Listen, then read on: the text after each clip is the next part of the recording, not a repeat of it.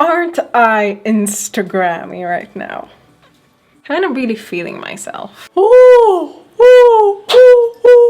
It's one of those days where like everything is on point. Like, have you seen my nails? They're kind of like water marbly. What about my makeup? Have you seen my hair?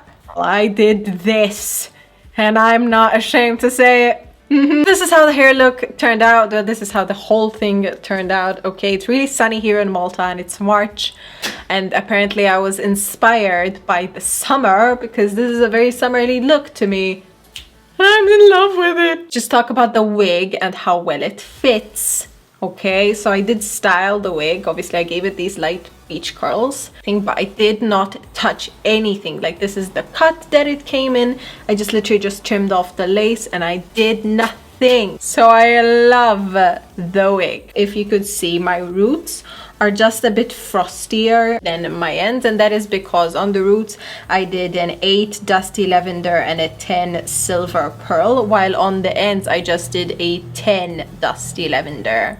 I don't think I've been this impressed with colors ever. Wig details, everything is going to be down in the description box below. This is, as I said, the length that it came in, and I would really recommend you guys to try out such a length because it's very easy to manage. I think everything is going to be in the description and everything. All the dyes I used today were salon grade dyes. What that mean is that if you want to do this yourself, which I don't recommend at all, you're not going to find these dyes. So please consult with your hairstylist, ask them if they can import the dyes directly if you want to go for this exact look.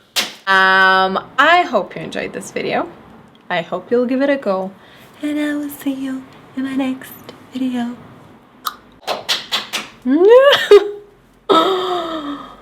Oh, I'm obsessed with myself.